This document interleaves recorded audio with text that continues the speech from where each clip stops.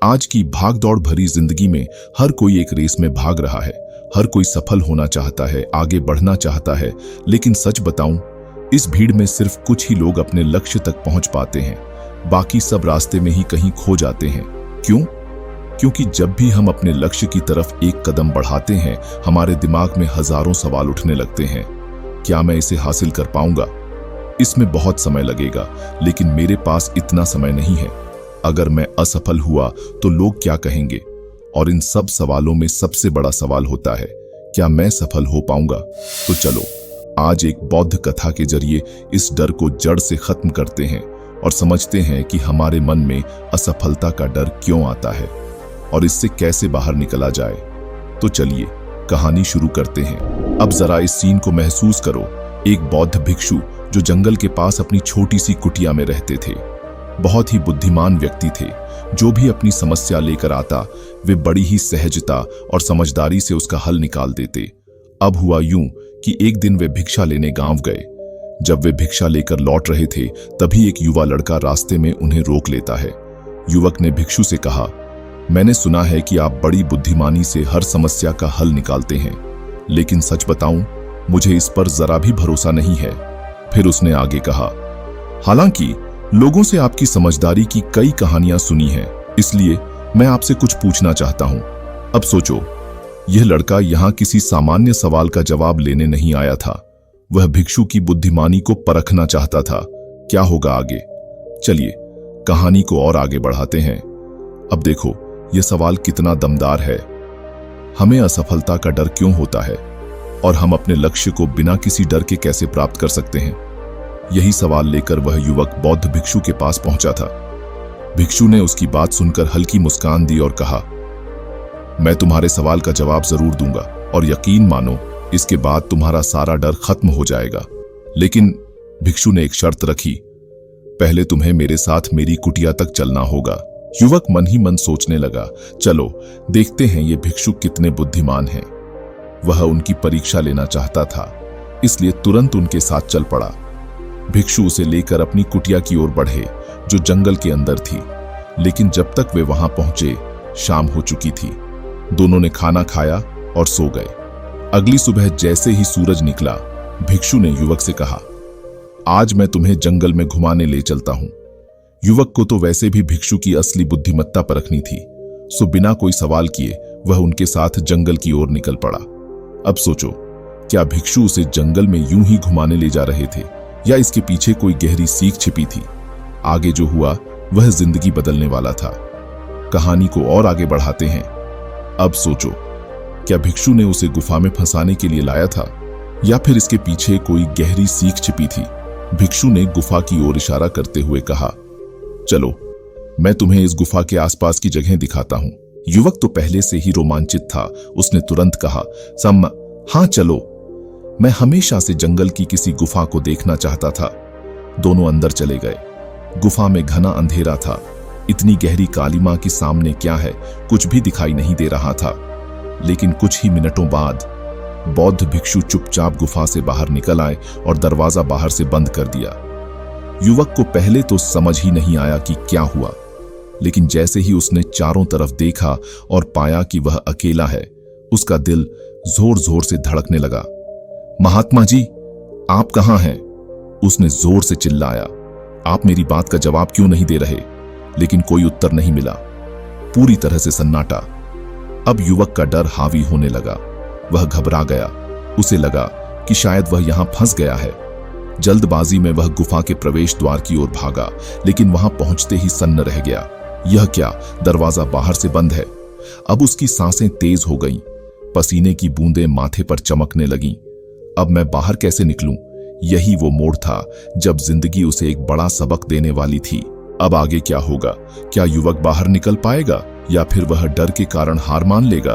अब सोचो, एक अंधेरी गुफा, चारों तरफ सन्नाटा, कोई रास्ता नहीं, कोई मदद नहीं। युवक डरा हुआ था, घबराया हुआ था। उसके दिमाग में सिर्फ एक सवाल घूम रहा था, क्या मैं यहां से कभी बाहर निकल पाऊंगा? डर ने उसे पूरी तरह जकड़ लिया। उसका मन तरह तरह के भयानक ख्यालों से भर गया। कहीं भिक्षु मुझे मारने की योजना तो नहीं बना रहे? अब वह इधर उधर भागने लगा। रास्ता खोजने की कोशिश करने लगा, लेकिन कुछ भी नहीं मिला। थक कर वह एक जगह बैठ गया। अब उसकी भूख और प्यास भी बढ़ने लगी। शरीर कमजोर पड़ रहा था, लेकिन तभी उसकी नजर एक छोटी सी सुरंग पर पड़ी। सुरंग के छोर से सूरज की हल्की रोशनी अंदर आ रही थी, यानी बाहर निकलने का रास्ता था। लेकिन वो सुरंग बहुत ऊंचाई पर थी। गहरी अंधेरी गुफा में उस तक पहुंचना नामुमकिन लग रहा था। लेकिन यहां असली खेल शुरू हुआ। उसने सोचा, अगर मैं यहां बैठा रहा तो प्यास से मर जाऊंगा। डर कर हार मान ली तो कभी बाहर नहीं निकल पाऊंगा। उसने एक फैसला किया, डर, भूख और प्यास को भूलो, बस उस रोशनी तक पहुंचना है। बस अब वो पूरी ताकत और फोकस के साथ आगे बढ़ने लगा। बार बार गिरा, चोट लगी, लेकिन हार नहीं मानी। बहुत संघर्ष के बाद आखिरकार उसने उस सुरंग तक पहुंचने में सफलता पाली। अब जैसे ही वह ऊपर चढ़ रहा था, उसे अचानक किसी का हाथ दिखाई दिया। वो भिक्षु थे। भिक्षु ने मुस्कुराते हुए अपना हाथ आगे बढ़ाया। युवक ने बिना देर किए भिक्षु का हाथ पकड़ लिया और खुद को बाहर खींच लिया।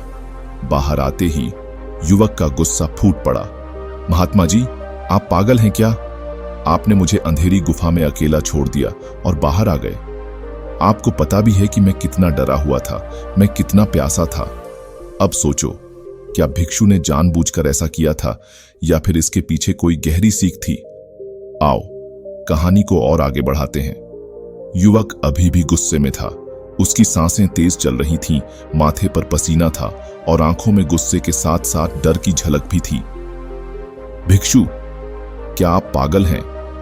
आपने मुझे उस अंधेरी गुफा में अकेला छोड़ दिया और खुद बाहर आ गए। क्या आपको अंदाजा भी है कि मैं कितना डर गया था, मैं कितना प्यासा था? लेकिन भिक्षु बस हल्के से मुस्कुराए। उन्होंने युवक को पानी दिया और धीरे से बोले, अब मेरी बात ध्यान से सुनो। तुम गुफा से बाहर सिर्फ 2 कारणों से आ सके। पहला कारण, तुम बहुत भूखे और प्यासे थे, जिसने तुम्हें मजबूर किया कि तुम किसी भी हाल में बाहर निकलो। दूसरा कारण, तुम्हें वहां घुटन महसूस हो रही थी, क्योंकि तुम हमेशा अपने परिवार और दोस्तों के साथ रहने के आदी हो। अकेले रहना तुम्हारे लिए मुश्किल था। युवक अभी भी चुपचाप उनकी बात सुन रहा था, लेकिन पूरी तरह से समझ नहीं पाया था कि यह सबक किस ओर इशारा कर रहा है। तभी भिक्षु ने आगे समझाना शुरू किया। अब मैं तुम्हें बताता हूं कि तुम इस गुफा से बाहर क्यों निकल पाए। इसके पीछे 2 और बड़े कारण थे। पहला कारण, वहां कोई ऐसा व्यक्ति नहीं था जो तुमसे कहे, इस अंधेरे में इतनी ऊंचाई तक सुरंग तक पहुंचना कैसे संभव होगा, यह तो नामुमकिन है। इतनी मेहनत करने का कोई फायदा नहीं, तुम गिर जाओगे। दूसरा कारण, वहां कोई ऐसा व्यक्ति भी नहीं था जो कहे, चलो कोई और रास्ता खोजते हैं, कोई आसान तरीका मिलेगा और हम आसानी से गुफा से बाहर निकल जाएंगे। अब सोचो, यही असली जिंदगी में भी होता है। जब हमारे पास कोई लक्ष्य होता है तो हमें रोकने वाले 2 तरह के लोग मिलते हैं। पहले वो जो हमें डराते हैं कि यह बहुत मुश्किल है, तुमसे नहीं होगा। दूसरे वो जो हमें शॉर्टकट ढूंढने के लिए कहते हैं ताकि मेहनत कम करनी पड़े। और बस यही वजह है कि ज्यादातर लोग सफल नहीं हो पाते। अब क्या युवक को यह गहरी सीख समझ में आई? क्या उसने अपने डर को पहचान लिया? और यही सफलता प्राप्त करने का नियम भी है। जो कुछ तुम्हारे साथ गुफा में हुआ, वही असली दुनिया में भी होता है। मैंने तुम्हें बस एक छोटा सा उदाहरण दिया, लेकिन असल जिंदगी की लड़ाई इससे कहीं ज्यादा कठिन है। अब सोचो, जब हम किसी लक्ष्य की ओर बढ़ते हैं तो हमें रास्ते में कई तरह के लोग मिलते हैं। कुछ ऐसे जो खुद कुछ नहीं कर पाए, लेकिन हमें जरूर सलाह देंगे, ये मत करो, बहुत मुश्किल है, तुमसे नहीं होगा, इसके बजाय वो काम करो, उसमें सफलता जरूर मिलेगी। और बस यही लोग हमारे दिमाग को भटकाने का काम करते हैं। हम खुद पर संदेह करने लगते हैं, सोचने लगते हैं, क्या वाकई मुझसे होगा? क्या मैं गलत रास्ते पर हूं? और फिर हम अपने असली लक्ष्य से दूर हटने लगते हैं। अब असली सवाल यह है, ऐसा होता क्यों है? क्योंकि सफलता पाने की प्रक्रिया बहुत लंबी होती है। हमारा मन हर घंटे बदलता रहता है। अब सोचो, जब हम कुछ ही घंटों में अपने छोटे छोटे फैसले बदल देते हैं, तो जब हम किसी बड़े लक्ष्य के लिए महीनों और सालों तक मेहनत करते हैं, तो हमारा मन कितनी बार डगमगाएगा। और यही कारण है कि ज्यादातर लोग बीच रास्ते में ही हार मान लेते हैं। वे इधर उधर भटकने लगते हैं, अलग अलग रास्तों की ओर बढ़ने लगते हैं, बिना यह सोचे कि सफलता उन्हीं के लिए होती है जो अंत तक टिके रहते हैं। गौतम बुद्ध ने हमेशा कहा था, हम समस्याएं तभी देखते हैं जब हमारा ध्यान अपने लक्ष्य पर नहीं होता, और यही 100% सच है। अब एक तीरंदाज को ही देख लो, जब वह निशाना साधता है तो वह एक आंख बंद कर लेता है, दूसरी आंख से केवल अपने लक्ष्य को देखता है। वह न इधर देखता है न उधर, सिर्फ और सिर्फ अपने टारगेट पर ध्यान लगाता है, और यही वजह है कि वह सीधे लक्ष्य को भेद देता है। अब सवाल तुम्हारा है, क्या तुम अपने लक्ष्य पर इतना फोकस कर पा रहे हो? अगर हां, तो सफलता तुम्हारी है। अगर नहीं, तो अभी भी खुद को भटकने से रोक लो। आगे क्या हुआ? क्या युवक को यह गहरी सीख समझ में आई? चलो कहानी को और आगे बढ़ाते हैं।